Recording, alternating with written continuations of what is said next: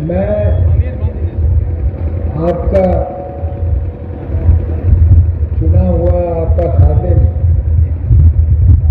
Doctor Mohammad Javed, आप में से कई लोग ऐसे होंगे या ज़्यादातर लोग ऐसे होंगे जो मुझे 2019 में बगैर देखे आप लोगों ने मुझे वोट दिया और उसका हमेशा मुझे एहसास रहा, जिसका नतीजा ये रहा कि पिछले 5 सालों में आपके बीच लगातार मैं घूमता रहा। मैं जानता हूँ आपको सुनकर ताजुब होगा, क्योंकि आप में से बहुत लोग ऐसे हैं जिनसे मुलाकात नहीं होगी, लेकिन बहुत लोग ये भी होंगे जिनसे हमारी मुलाकात हुई या हमारे आने जाने के बारे में आपको पता चला। लेकिन मेरा दुर्भाग्य है, बदनसीबी है कि हमारे बारे में हर इलेक्शन में नए नए सरूफे छोड़े जाते हैं। आपको मैं याद दिलाना चाहता हूँ कि जब 2019 में मैं आपके पास पहली मर्तबा आया तो लोगों ने कहा कि जावेद साहब तो बात करना ही नहीं जानते, तो खाली अंग्रेजी जानते हैं, अपनी मातृभाषा नहीं जानते, उर्दू नहीं जानते, हिंदी नहीं जानते, यही कहता था ना। तो पार्लियामेंट जाके क्या करेंगे? तो उसके बाद और बड़ी इल्जाम थी, तो वो हाथ मिलाना पसंद नहीं करते थे, हाथ मिलाते थे उसी वक्त साबुन से हाथ धोते थे। ये सब सुना होगा ना आप लोगों ने, और आपने देखा ये सरासर गलत है और सरासर झूठ है। अब जब कुछ मिला नहीं तो अब कह रहे हैं कि घूमा नहीं। हाजी साहब आगे मेहरबानी होगी कि उनके लिए भी एक ताली बजा रहे। तो ये मेरा दुर्भाग्य है। लेकिन एक चीज मैंने और भी रियलाइज किया कि हर चौक चौराहे पे कुछ लोग दबंग होते हैं। आप आम जनता से मिले, उसकी चर्चा नहीं होती, क्योंकि आम जनता बहुत सीधी सादी होती है। हर चौक चौराहे पे जो एक दो दबंग होते हैं वो चाहते हैं कि आपके खादिम जो है, चाहे वो एमपी हो, एमएलए हो, मुखिया हो, लोगों से मिले ना मिले, उन 2-3 से जरूर मिले। तो हमसे यही खता हुई कि मैं आम लोगों से मिला और उन लोग से जो बार बार मिलने का सिलसिला जो रखना पसंद करते हैं वो हमसे नहीं। आवाज चल रहा है, आवाज चल रहा है। दोस्तों बुजुर्गों, पिछले 5 साल में आपने जो मौका दिया, अगर आप, तो आजकल मोबाइल है ना सबके पास, अगर हम गलत कह रहे हैं आपको पता चल जाएगा। सबसे ज्यादा अगर बिहार में 40 एमपीज की आप तुलना करेंगे तो सबसे ज्यादा अटेंडेंस मेरा पार्लियामेंट में, सबसे ज्यादा सवाल 229 सवाल किया हमने अपने इलाके के लिए। 52 या 54 मरतबा हमने पार्लियामेंट में उठ के सवाल किया, मांग की अपने इलाके के बारे में। ये जो सड़क देख रहे हैं ये 419 करोड़ का बन रहा है। NH 31 पे 2 पुल टूट गए जो अभी बन रहे हैं। ठाकुरगंज, बहादुरगंज, टेराघाट, दिगलगंज से होता हुआ नया रेलवे लाइन 2100 करोड़ का बिछ रहा है, बिछ गया है। नया नेशनल हाईवे बन गया है 3100 करोड़ का उसी इलाके से। इसके अलावा पूर्णिया, किशनगंज में पासपोर्ट ऑफिस, ऑक्सीजन प्लांट, अस्पताल वगैरह वगैरह बहुत सब है। और वही नहीं, जो एमपी के कलम से PMGSY जो 5 किलोमीटर या उससे ज्यादा होता है, या बड़े बड़े पुल होते हैं, सबसे ज्यादा बिहार में 1188 किलोमीटर सड़क आपके यहाँ में, 235 PMGSY का पुल आपके यहाँ होगा और 176 आपके यहाँ कटाव निरोधक काम हुआ।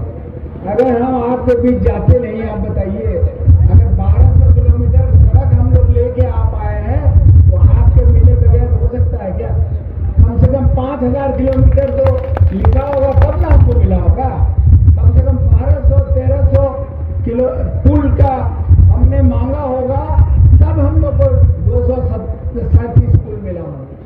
ये आप लोगों के बगैर मिले या बगैर हम लिखे ये मुमकिन है क्या, बताइए आप।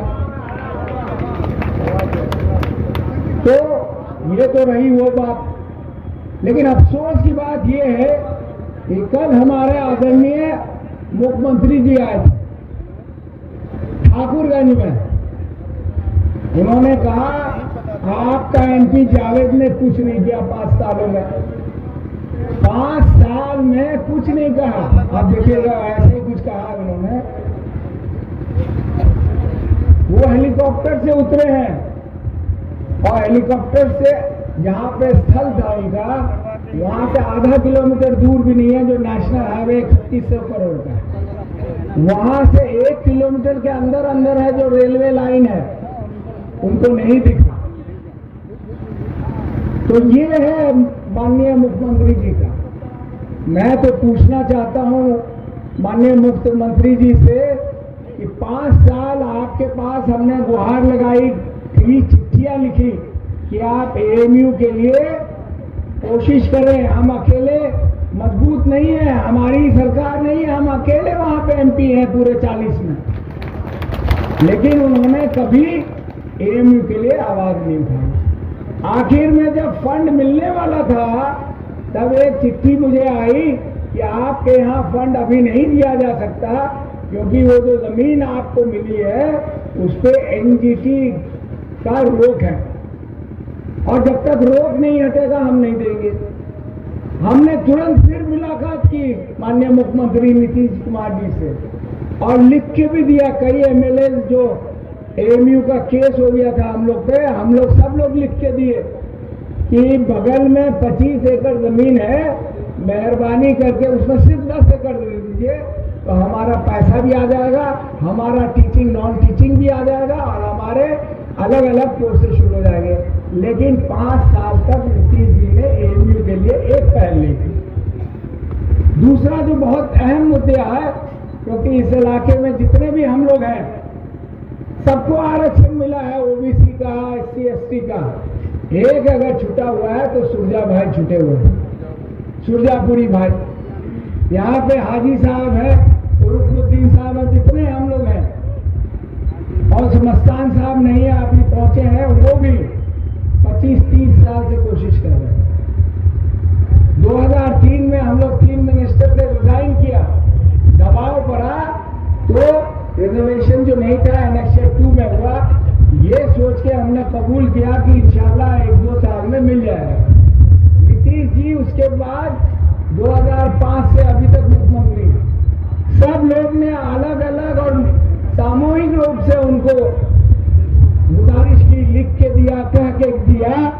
अभी हाल में 3-4 महीने पहले जितने यहाँ बैठे हैं हम लोग सब लोग मुख्यमंत्री जी से मिले और लिखित में दिया कि आपको पहले बिहार में सुरजापुरी एनेक्सर 1 में लाना होगा और उसके बाद सरकार मांगेगी केंद्र सरकार से कि इसको सेंट्रल ओबीसी में लाया जाए। वो हमने इसलिए मांगा कि लगातार पार्लियामेंट में आवाज उठाने के बाद हमें जवाब आया कि डॉक्टर साहब ऐसे हमको डायरेक्ट मांगिएगा तो नहीं मिलेगा। इसका तरीका यही है कि आप जो है स्टेट सरकार को कहिए कि पहले आपको एनेक्सर 1 में दे, उसके बाद आपकी पैरवी करे, तब हम आपकी बात मानेंगे। तो आपको जान के अफसोस होगा कि नीतीश जी के कहने पे उनके विभाग से एक चिट्ठी आई मुझे जिसमें लिखा गया कि सुरजापुरी आरक्षण उनके विचार में नहीं है, विचाराधीन नहीं है, और वो आके हमसे वोट मांगते हैं। किस लिए वोट मांगेंगे? हमारी जो मांगे हैं आप 20 साल से टरकाए जा रहे हैं। आपका हाथ हमेशा आदरणीय मोदी जी के साथ रहा है। आपने सीए में 39 सीट में 40 तो आपने कांग्रेस को दी, बाकी 39 में 17 बीजेपी, 16 जदयू और 6 एलजेपी, पूरे 39 ने मिलकर सीए वहां पे पास किया था। पास किया था या नहीं किया था बताइए? क्या आप चाहते थे कि सीए पास हो? आप में से कोई नहीं चाहते थे। अगर चाहते तो यहाँ पे हजारों की तादाद में हर हाट चौराहे पे हम लोगों ने 2-3 महीने तक लगातार उसका खिलाफ किया, विरोध किया। और विरोध ही नहीं, इसमें हम लोग के जितने समाज के लोग थे, सब लोग, हर जाति के लोग, क्योंकि ये हिंदुस्तान के हित की चीज नहीं है। 3 तलाक में भी इन लोग सब ने बीजेपी के साथ दिया। एक अकेला आपका एमपी 3 तलाक के खिलाफ बोला, यूपीए के खिलाफ बोला, सीए के खिलाफ बोला, किसान के हकमारी के खिलाफ बोला, आपके सीमांचल के हकमारी के लिए बोला।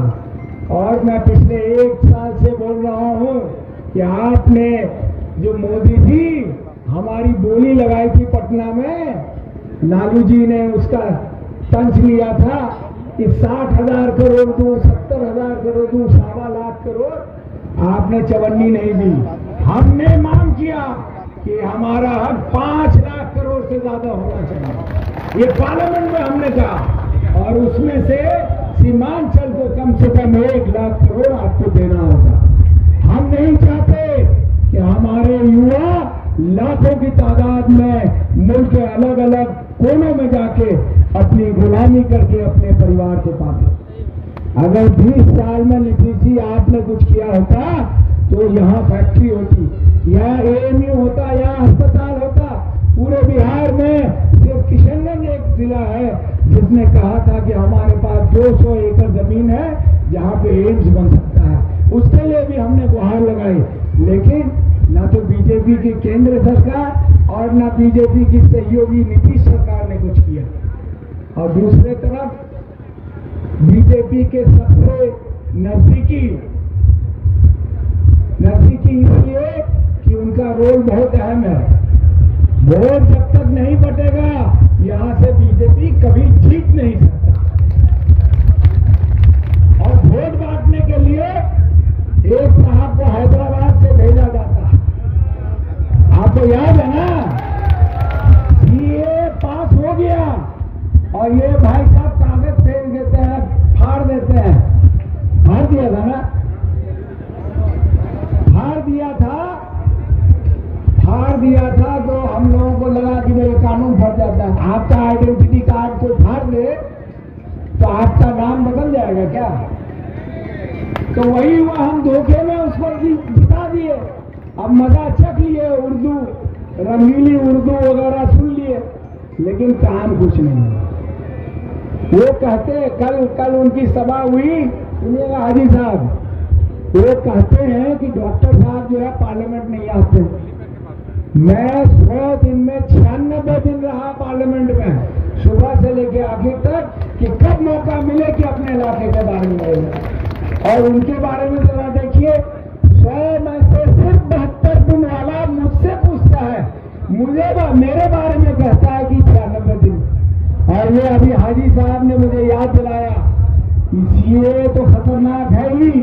जो सबसे ज्यादा खतरनाक बात है वो है एनआरसी।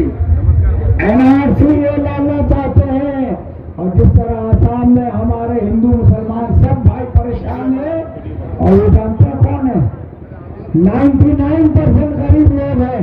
हमारे बिहार के लेजिस्लेटिव के नेता शकील खान साहब का दुआ के एमएलए आए हैं, उनका स्वागत करो, बड़ी मेहरबानी होगी। तो कागज गरीब का नहीं पूरा होता है, परेशान वो होगा, चाहे वो मुसलमान हो, चाहे हिंदू हो, सिख हो, ईसाई हो, या बुद्धिस्ट हो, या जैन हो। इसका हम विरोध करना चाहते हैं। और भी बहुत सारी बात हुई, लेकिन सबसे ज्यादा दुख मुझे ये हुआ कि वो साहब कल हमारे बुजुर्ग, हमारे 2 मरतबा आपके चुने हुए एमपी हजरत मौलाना असरार साहब के कब्र पे गए। सब लोग वजू और जूता फेल के कब्र पे गए, लेकिन वो शख्स है जो अपना जूता भी कब्रिस्तान में खोना पसंद नहीं किया। और ऐसे लोगों की बात हम सुनेंगे, ऐसे लोगों की बात सुनेंगे जो सबसे हमारे अजीज रहे, सबसे हमारे बुजुर्ग रहे हैं, और ये जूता पहन के कब्रिस्तान में जाते हैं, वो भी हमारे हरदिल अजीज हजरत मौलाना असरार साहब के मुताबिक। और वो हमें सबक सिखा ले आया। वो हमें कहते हैं कि आपका चुना हुआ MP जावेद जो है झूठ बोलता है। ये इलेक्शन बहुत सीरियस आती है। बीजेपी कहती है कि इस मरतबा अगर जीत गई, उनके MPs कहते हैं, उनके बड़े नेता कहते हैं, और आपने भी सुना होगा कि बाबा अम्बेडकर जी का संविधान बदलना चाहते हैं। वो संविधान जो हम सबको बराबरी का हक देता है, वो संविधान जो आपके MPs, आपके MLA, आपके मुखिया, आपके वार्ड मेंबर को आपके सामने घुटने टेकने को मजबूर करता है। वो संविधान जो हर कानून में आपको और अरबपति खरबपति को बराबरी का हिस्सा देता है, वो बदलना चाहते हैं। सबसे खतरनाक वो है। तो आपके लिए एक तरफ बीजेपी, JDU, NJP वगैरह वगैरह की पार्टी है पूरे हिंदुस्तान में करीब 38 या 36, दूसरे तरफ कांग्रेस है, RJD है।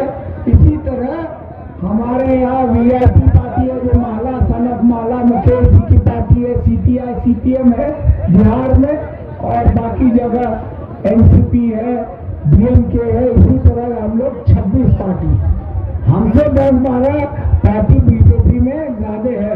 लेकिन आप मोदी जी का सुनिएगा भाषण तो कहता है अकेले पहलवान। तो भाई आप अकेले पहलवान है तो बाकी 38 पार्टी को काहे लेके आपस में? तो मेरा कहने का मतलब है कि बीजेपी गठबंधन में आप जिसको भी दें, वो वोट किसको जाएगा? आदरणीय मोदी जी को। और उसी तरह आप कांग्रेस RJD को किसी को भी दें, किसी को भी चाहे, जाएगा आपका प्रधानमंत्री कौन बनेगा? राहुल गांधी। तो फैसला आपको करना है कि आपका प्रधानमंत्री कौन बनेगा। किसको बनाना चाहते हैं बताइए? अब तो मसला ही खत्म हो गया। अगर सही मायने में आप बनाना चाहते हैं तो अगर आपके गांव में 1200 वोट है तो 1150 से पोलिंग कम नहीं होना चाहिए। अगर आपकी रिश्तेदारी मालदा, मुर्शिदाबाद, कोलकाता, बम्बई, दिल्ली, अररिया हो तो वहाँ उनको भी कहना है कि आप दुकान से खरीदेगा, उसके साथी भेजिए दुकान से खरीदेगा, तो वहाँ उनको भी दुकान बाजार में। खैर समय कम है, बहुत सारे वक्ता है। मैं जो भी संचालन करें